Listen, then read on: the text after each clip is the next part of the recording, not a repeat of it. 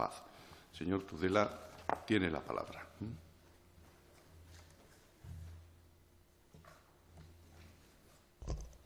Buenos días a todos y a todas. Buenos días, presidente Envid. Buenos días, presidente Calderón. Buenos días, presidente Lacalle.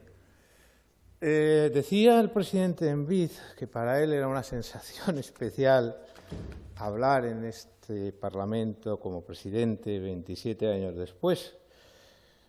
Para mí es una sensación todavía más especial si recuerdo que hace 29 años el presidente Envid presidió mi tribunal de oposiciones, no en esta casa, cuando todavía este Parlamento estaba por construir, aunque ya se había pensado que el Palacio de la Aljafería fuese la sede de las Cortes de Aragón. De ello hace ya 29 años y hoy tengo el honor, bajo su presidencia otra vez, de poder dirigirme a todos ustedes, con la asistencia además de los presidentes Lacalle y del presidente Calderón. Por lo tanto, comprenderán que no es para mí un momento cualquiera, es un momento también singular. Y desde luego también es singular por dirigirme a todos ustedes, por dirigirme a un conjunto de jóvenes que representan la política iberoamericana.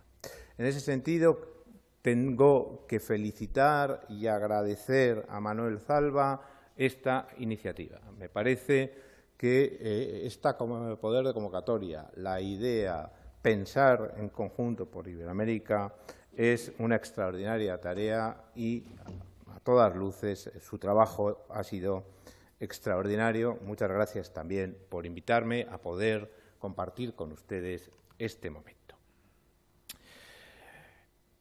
Estoy honrado por muchas razones, he dicho, también por hablar en un Parlamento. Un profesor universitario puede hablar en muchas tribunas, normalmente no en un Parlamento. Un Parlamento sigue siendo, yo, cuando decía que el presidente Envid presidió mi tribunal, yo soy letrado de las Cortes de Aragón. Por lo tanto, como funcionario, en mi vida profesional, el Parlamento siempre ha sido algo singular. No podemos hablar normalmente, no es nuestra función, en un Parlamento. Pero cuando hay alguna ocasión como esta, sentimos algo especial. Les quería decir que ustedes están en un Parlamento de la Comunidad Autónoma de Aragón, del Viejo Reino de Aragón, en un Estado descentralizado como es el Estado español. Este Parlamento puede aprobar leyes con el mismo significado, con el mismo valor que las leyes del Estado. Sus diputados controlan la acción de gobierno y representan al pueblo aragonés. Además, tengo que hacer una referencia singular a mi condición de secretario general de la Fundación Manuel Jiménez Abad. En esa condición también es una alegría poder dirigirme a todos ustedes. La Fundación ha tenido desde su inicio una clara vocación iberoamericana. En este sentido, tengo que subrayar nuestros profundos lazos con algunos estados, especialmente. Ustedes podrán ver en el patio del Palacio de la Aljafería una estatua muy significativa del Libertador de Uruguay, una estatua que nos donó el Parlamento de Uruguay por los profundos lazos que nos unen. Vengo ahora de México, donde conjuntamente con el Congreso de los Diputados se ha hecho una edición extraordinaria de las actas de las Cortes de Cádiz, entendiendo que esa Constitución de Cádiz fue también la primera Constitución mexicana para tener un discurso completo de la historia constitucional de México. En Ecuador hemos tenido experiencias extraordinarias, así como en Costa Rica o en otros países. No puedo hacer la relación muy extensa. Pero ante todo, si quería hacer una referencia a mi condición de secretario general de la Fundación Jiménez Abad, es para decirles que se sientan ustedes en unos escaños que tienen mucho valor. Pero yo quiero dirigirme hoy especialmente a ese escaño, al escaño primero de esa primera fila de la derecha, porque en él se sentaba Manuel Jiménez Abad. En ese escaño se sentaba Manuel Jiménez Abad hasta que, yendo al fútbol con su hijo, un domingo lo asesinó ETA. Manuel Jiménez Abad era senador Manuel Jiménez Abad era en ese momento presidente del Partido Popular en Aragón. Manuel Jiménez Abad era diputado de estas Cortes, repito, se sentaba en ese escaño hasta que un día no pudo sentarse porque alguien decidió que lo iba a matar. Manuel Jiménez Abad fue además secretario general, letrado mayor de este Parlamento, lo fue con el presidente Envid, fue jefe mío durante muchos años, amigo, y todo eso provocó que los grupos parlamentarios de las Cortes, con absoluta unanimidad, los 5 grupos parlamentarios que constituían y siguen constituyendo las Cortes de Aragón, considerasen la creación de una fundación con su nombre que reivindicase la política, pero que reivindicase la política en libertad, que reivindicase la posibilidad de expresarse libremente sin amenazas, que reivindicase al final aquello de lo que me han pedido que les hable a ustedes, de la democracia y de los derechos humanos. Esa ha sido desde hace 12 años la función de la Fundación Manuel Jiménez Abad, en la que hemos considerado que estudiar y reivindicar la democracia y los derechos humanos en España, en Iberoamérica, en Europa, era lo mismo que recordar y reivindicar la figura y el nombre de Manuel Jiménez Abad. Bien, ya sin más preámbulos, voy a adentrarme en la exposición que se me ha pedido. Voy a hacerles una reflexión, que necesariamente es una reflexión subjetiva, sobre democracia y derechos humanos. Democracia y derechos humanos son binomio inseparable. No hay posibilidad de deslindar estos dos términos. Existen algunas consecuencias que creo que son fundamentales. Hay una que a veces se olvida, pero está en los cimientos de la construcción del orden constitucional. La democracia es, evidentemente, elección de los representantes, pero la democracia es, primero, limitación del poder. La democracia constitucional es control y limitación del poder. De hecho, una de las primeras significados de esos derechos humanos va a ser una garantía de los ciudadanos, control frente al poder. Se construye un cuerpo jurídico que garantiza un estatus, una posición frente al poder. Esta va a ser una primera manifestación de los derechos humanos. Una segunda, esencial, que ha ido ganando con el tiempo, es que son garantía de la dignidad, de esa condición mínima que cualquier persona, por el mero hecho de nacer, debe tener. Como dignidad de la persona humana, hemos de decir que hoy los derechos humanos son un soporte ideológico común a toda la humanidad. Desde este presupuesto, creo que una reflexión sobre democracia y derechos humanos nos conduce a dos ideas que son fundamentales para la consolidación y el fortalecimiento de un orden político justo. Por un lado, vivimos tiempos de turbulencias. Posteriormente tendré ocasión de referirme a ellos, como ha dicho la vicepresidenta Plantagenet. Por un lado, hay que insistir, hay que reivindicar, hay que ser, si se quiere, insistente. No hay democracia sin Estado de Derecho. No hay democracia sin Estado de Derecho. Es un binomio perfecto, es inseparable. Ese Estado de Derecho es lo que nos va a permitir arbitrar un real y efectivo control del poder. Y no hay Estado de Derecho sin alguno de sus manifestaciones tradicionales, que a veces hoy pueden sonar incluso antiguas. Me estoy refiriendo a esta institución, me estoy refiriendo al Parlamento. No existe Estado de Derecho si el Parlamento no cumple con una función que, en mi opinión, es hoy su primera función, el control del poder, el control del poder ejecutivo, tanto en fórmulas parlamentarias como en fórmulas presidencialistas, con sus variantes que todos conocemos. Pero ese control por el Parlamento es esencial. El Poder Judicial. Hay que reivindicar una y otra vez la independencia del Poder Judicial, de un Poder Judicial capaz, de un Poder Judicial efectivo, de un Poder Judicial que transmita también credibilidad a la sociedad y a los ciudadanos. La opinión pública, que vive una transformación radical y a la que podremos dedicar luego algún tiempo si consideran en el debate, porque creo que es uno de los cambios más importantes en ese orden constitucional tradicional. La administración. Yo reivindico en especial en España en estos momentos el valor de la administración, de una administración profesional, de una administración sometida al Estado de Derecho, de una administración en donde se cumplen los procedimientos. Es un soporte esencial no solo del funcionamiento burocrático del Estado, es un soporte esencial del Estado democrático, de la democracia y, en última instancia, de los derechos humanos. Cada una de esas instituciones es esencial para la construcción del sistema y, como tal, hay que reiterar que se vinculan directamente a la democracia, que trascienden con mucho lo que serían simplemente manifestaciones más institucionales. Por otro lado, un respeto estricto de los derechos fundamentales es una condición esencial de un orden político justo. La idea de justicia es una idea esencial en las construcciones políticas modernas. No podemos prescindir de ellas. Eso implica que los derechos no pueden limitarse a los derechos de primeras generaciones, participación política, libertades. Los derechos son también los derechos sociales.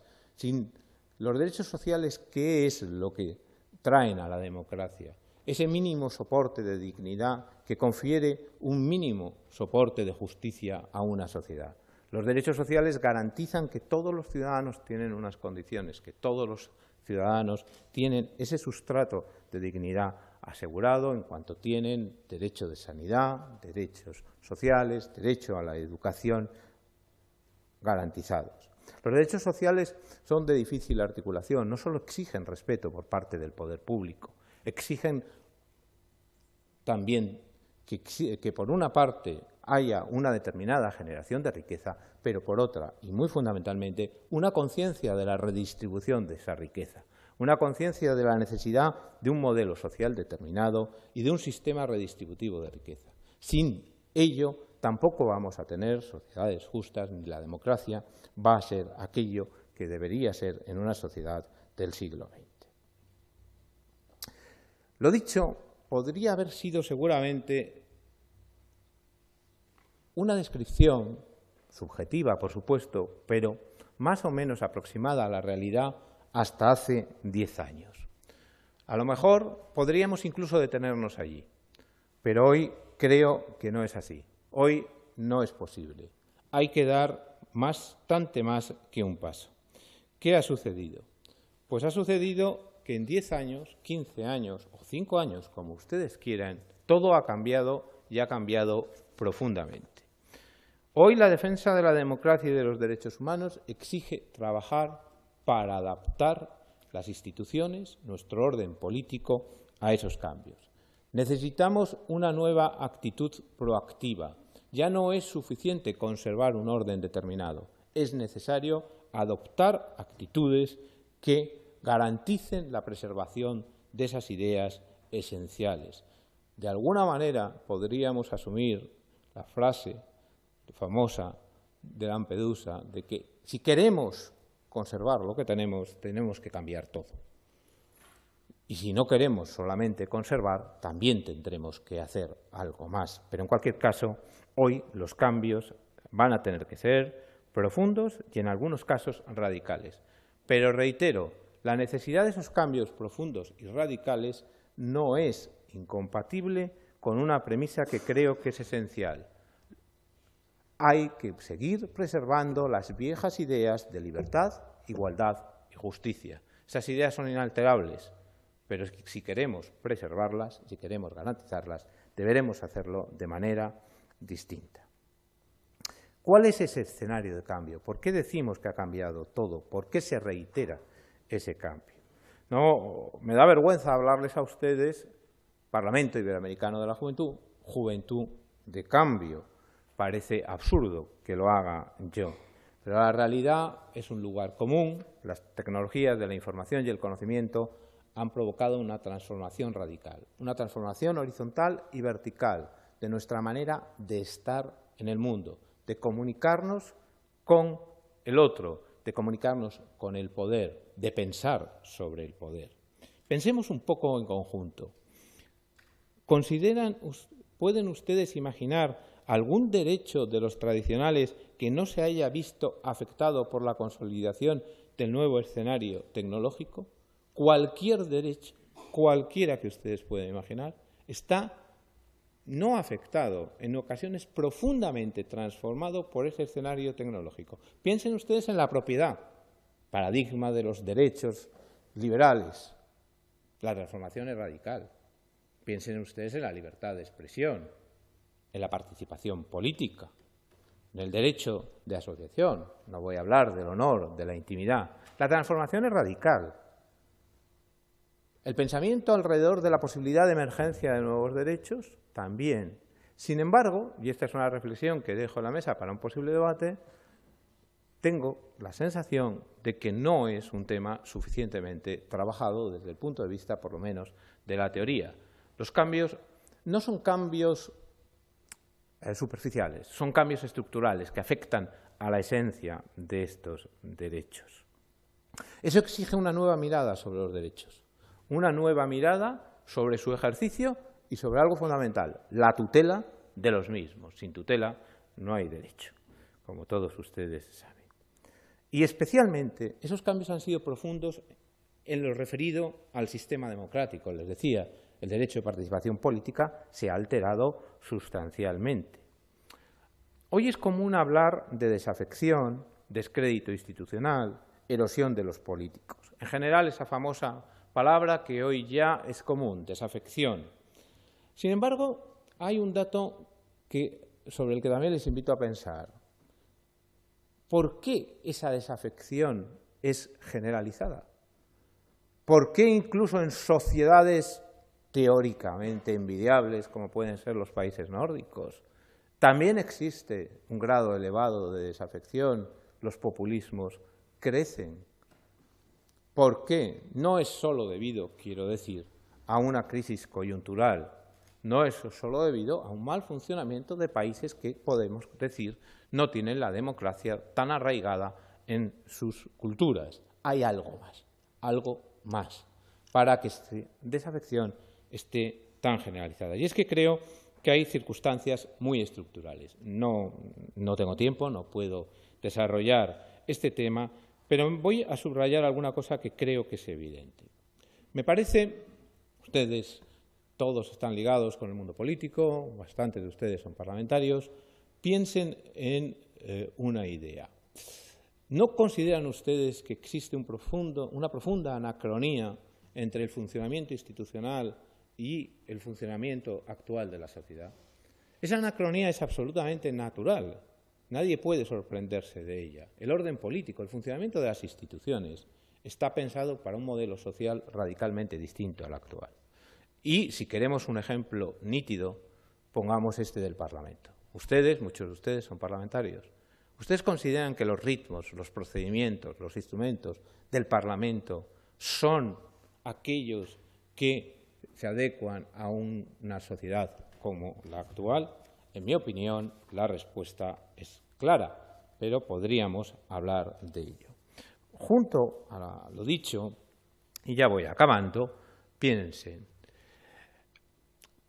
¿por qué? El otro día tuvimos un interesantísimo debate con el presidente Lacalle y el antiguo presidente de la Comunidad Autónoma de Aragón, don Marcelino Iglesias, y había una reflexión que también creo que está en el fondo, la impotencia del poder. El poder público cada vez es menos poder, no solo por el famoso discurso de los mercados, yo creo que hay mucho más que eso.